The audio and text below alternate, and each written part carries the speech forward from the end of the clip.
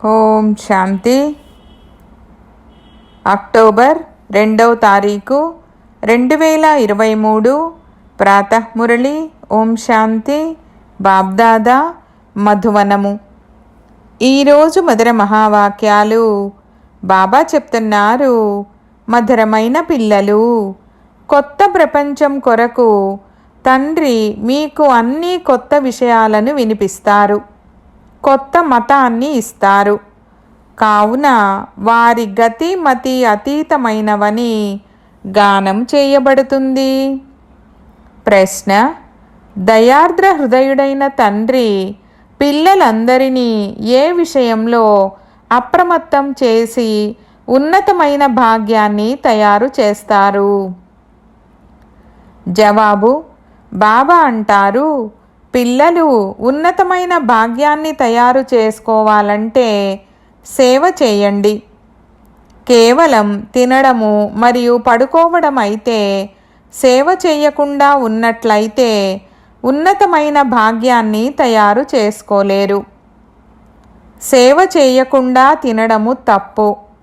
కావున బాబా అప్రమత్తం చేస్తారు. మొత్తం ఆధారమంతా చదువుపైనే ఉంది. బ్రాహ్మణులైన మీరు చదవాలి మరియు చదివించాలి. సత్యమైన గీతను వినిపించాలి. తండ్రికి మీపై దయ కలుగుతుంది. కావుననే ప్రతి విషయాన్ని అర్థం చేయిస్తూ ఉంటారు. పాట: ఏనాటి నుండైతే మీరు మేము కలుసుకున్నామో. ఓం శాంతి. ఆత్మిక తండ్రి అర్థం చేయిస్తారు. ఎప్పుడైతే పిల్లలకు అనంతమైన తండ్రి లభిస్తారో అప్పుడు వారు ప్రతి విషయము కొత్తది వినిపిస్తారు. ఎందుకంటే ఈ తండ్రి కొత్త ప్రపంచాన్ని స్థాపన చేసేవారు. మనుషులైతే ఇటువంటి కొత్త విషయాలను వినిపించలేరు. ఏ తండ్రినైతే హెవెన్లీ గాడ్ ఫాదర్ అని అంటారో ఆ అనంతమైన తండ్రి స్వర్గస్థాపన చేసేవారు. నరకాన్ని స్థాపన చేసేది రావణుడు. పంచవికారాలు స్త్రీలోనివి, పంచవికారాలు పురుషునిలోనివి. అది రావణ సాంప్రదాయము. కావున ఇది కొత్త విషయాన్ని వినిపించినట్లే కదా. స్వర్గాన్ని తయారు చేసేవారు పరమపిత పరమాత్మ. వారిని రాముడని అంటారు. నరకాన్ని తయారు చేసేది రావణుడు. అతని చిత్రాన్ని తయారు చేసి ప్రతి సంవత్సరము కాలుస్తారు. ఒకసారి కాలిపోతే ఇక మళ్ళీ అతని దిష్టి బొమ్మ కనిపిస్తుందా? ఆ ఆత్మ వెళ్ళి మరొక శరీరాన్ని తీసుకుంటుంది. రూపురేఖలు మొదలైనవన్నీ మారిపోతాయి. ఇక్కడైతే రావణుడికి అవే రూపురేఖలను ప్రతి సంవత్సరం తయారు చేస్తారు మరియు కాలుస్తారు.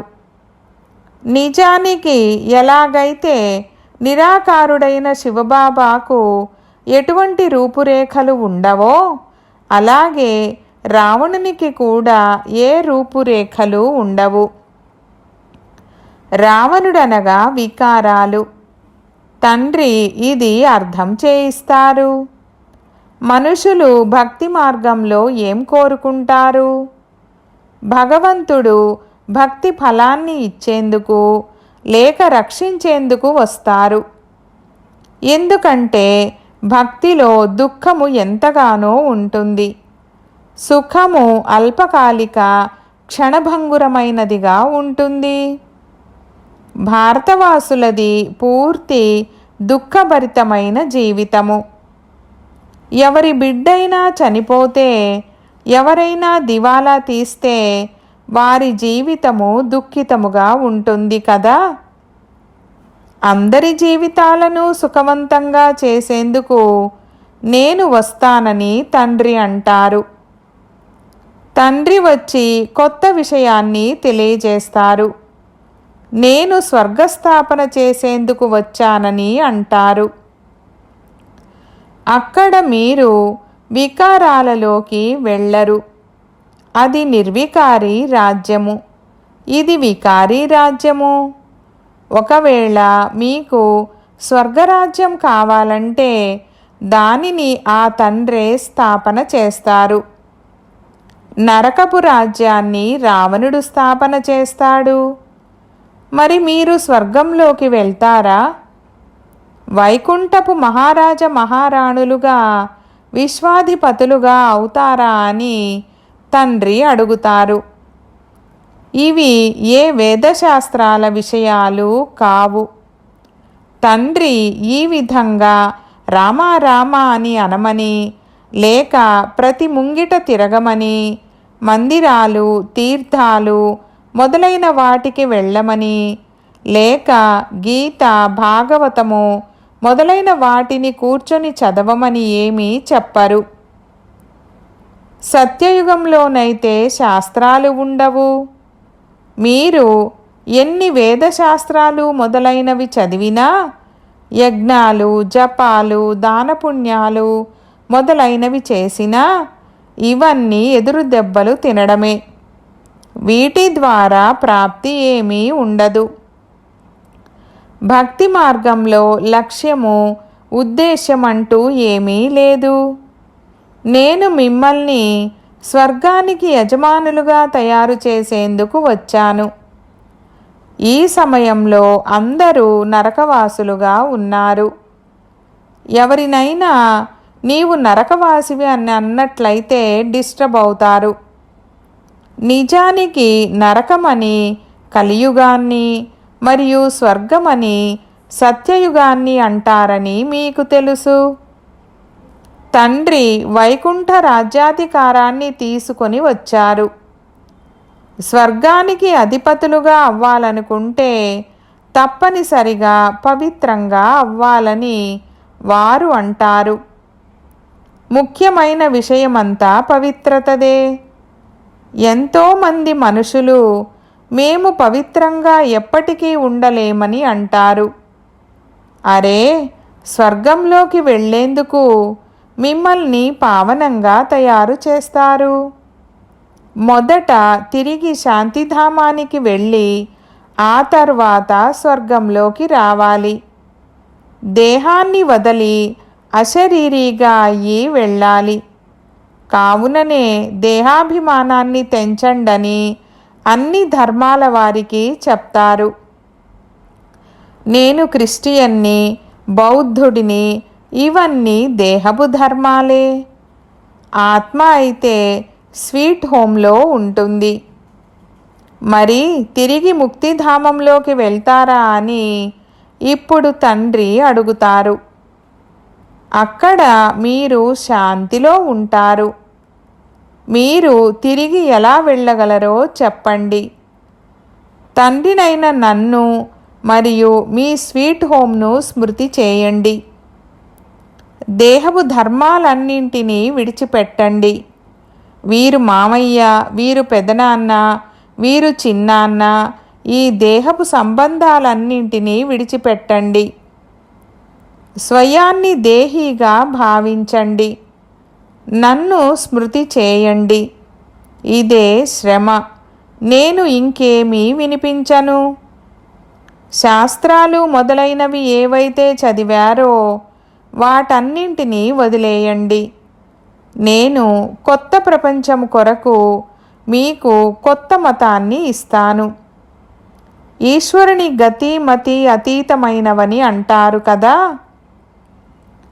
ముక్తినే గతి అని అంటారు. తండ్రి కొత్త విషయాన్ని వినిపిస్తారు కదా.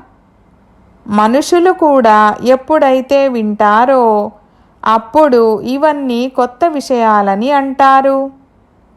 శాస్త్రాల విషయమేదీ లేదు. నిజానికిది గీత విషయమే. కానీ మనుషులు గీతను కూడా ఖండితం చేసేశారు. నేను గీతా పుస్తకము మొదలైనవేమీ చేతిలోకి తీసుకోలేదు. అవన్నీ తర్వాత తయారవుతాయి. నేనైతే మీకు జ్ఞానాన్ని వినిపిస్తాను.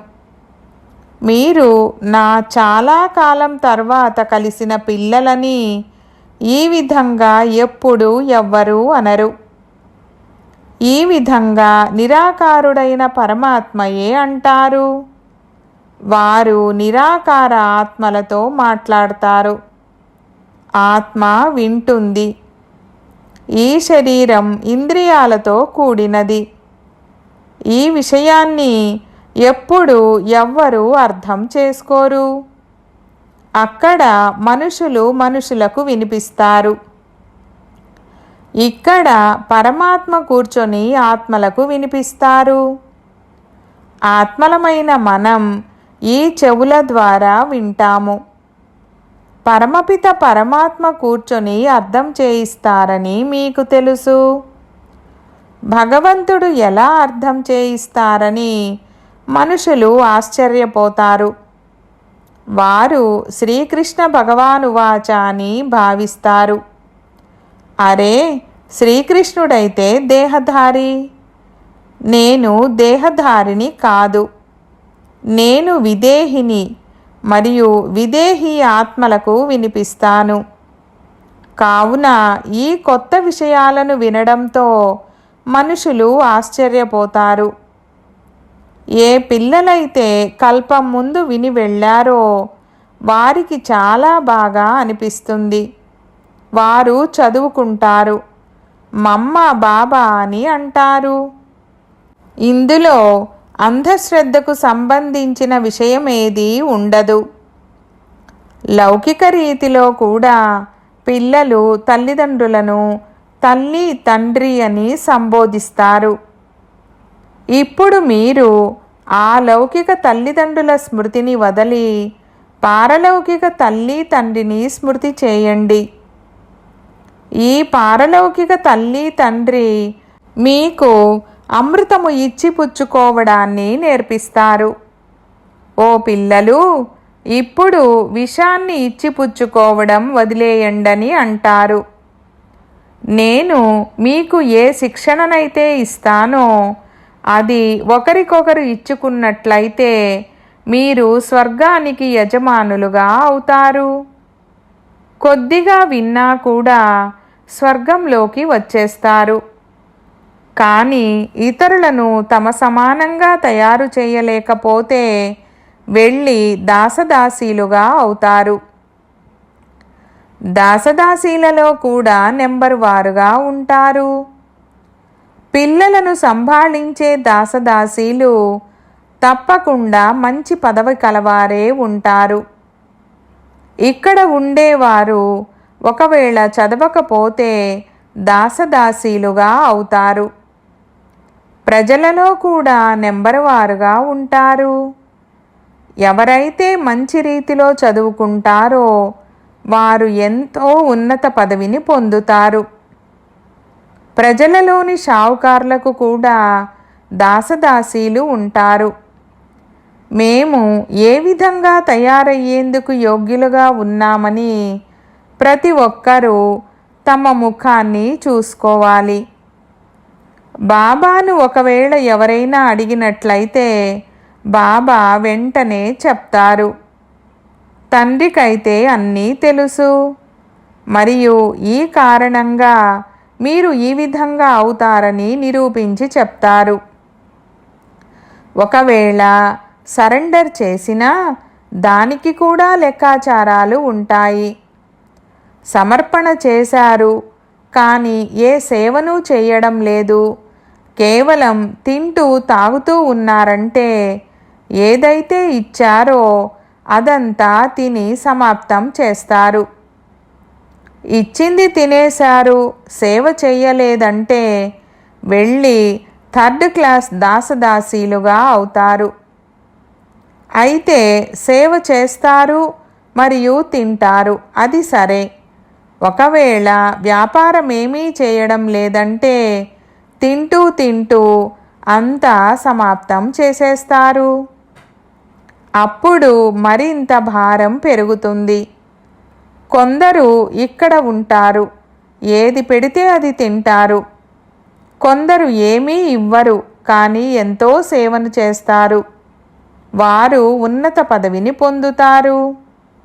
మమ్మ ధనాన్ని ఏమీ ఇవ్వలేదు, కానీ పదవి చాలా ఉన్నతమైనది పొందారు. ఎందుకంటే వారు బాబా యొక్క ఆత్మిక సేవను చేశారు. లెక్క ఉంది కదా.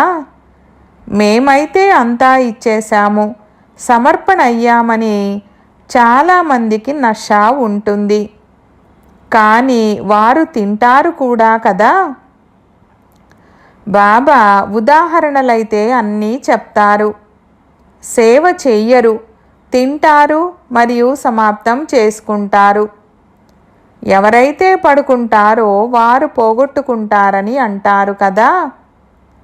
8 గంటలు సేవ చేయకుండా తినడం తప్పే. కేవలం తింటూ ఉన్నట్లయితే జమ ఏమీ అవ్వదు. అప్పుడిక సేవ చేయవలసి ఉంటుంది. బాబా అయితే అన్ని విషయాలను తెలియజేయాల్సి ఉంటుంది. అందుకే మాకెందుకు చెప్పలేదని ఎవరు ఇలా అనలేరు.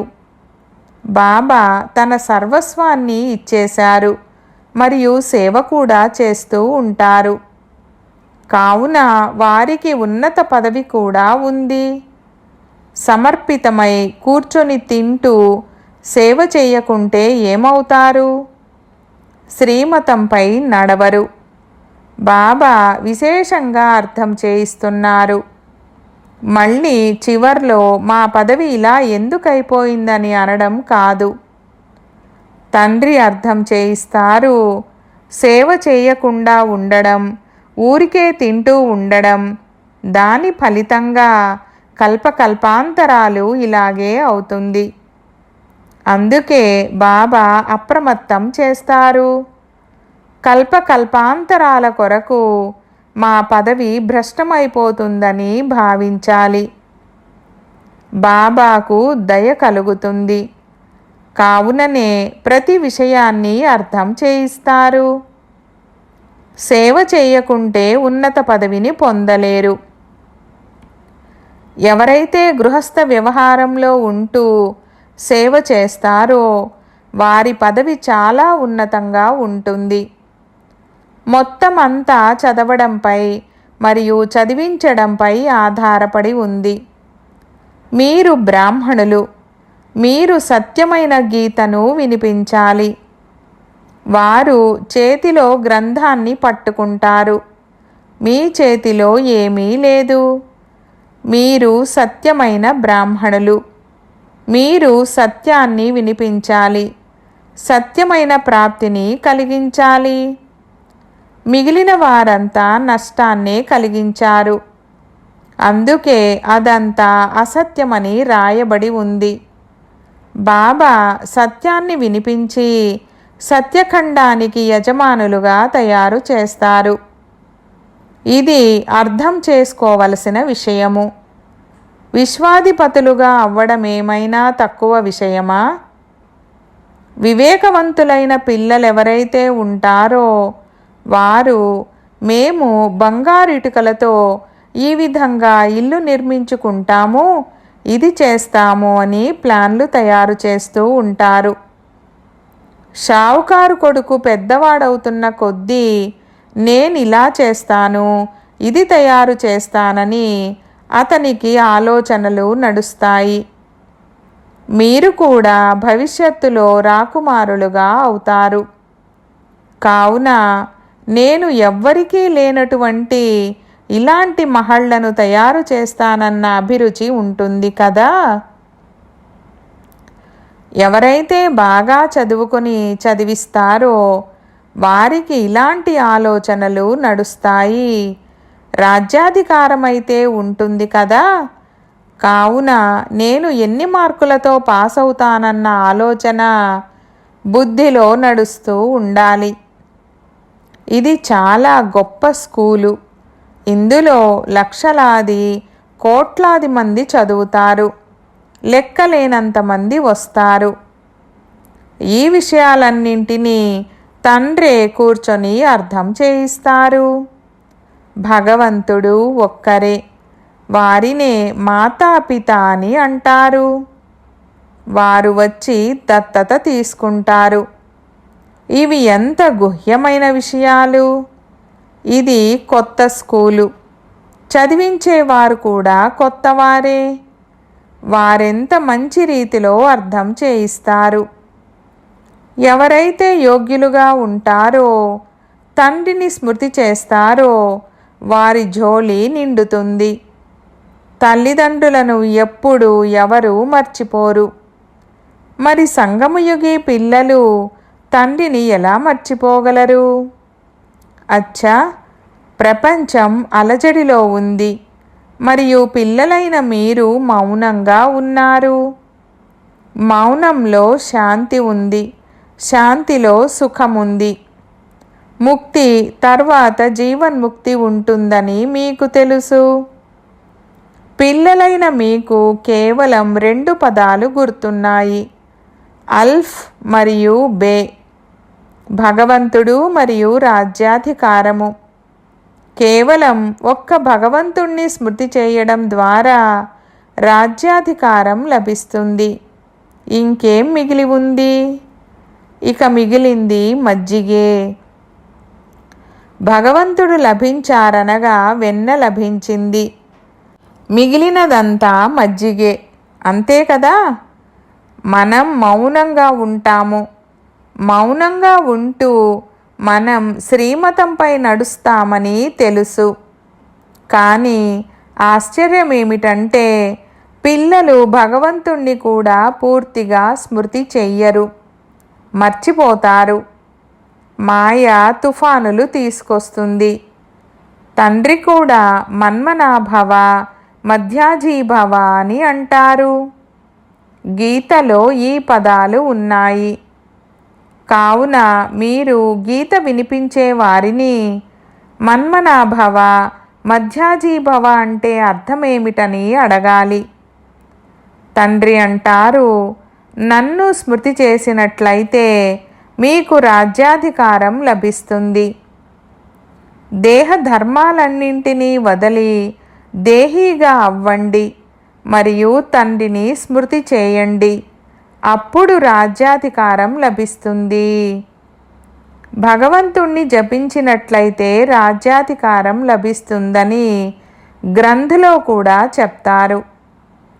సత్యఖండం యొక్క రాజ్యాధికారం లభిస్తుంది. మనం ప్రపంచానికి పూర్తిగా అతీతంగా ఉన్నాము. ఈ విధంగా ఇంకెవ్వరూ అనలేరు. తండ్రి మీకు కొత్త విషయాలను వినిపిస్తారు. మిగిలిన వారంతా పాత విషయాలనే వినిపిస్తారు. విషయము చాలా సహజమైనది. భగవంతుడికి చెందిన వారిగా అయినట్లయితే రాజ్యాధికారం లభిస్తుంది. అయినా కానీ పురుషార్థమైతే చేయవలసి ఉంటుంది.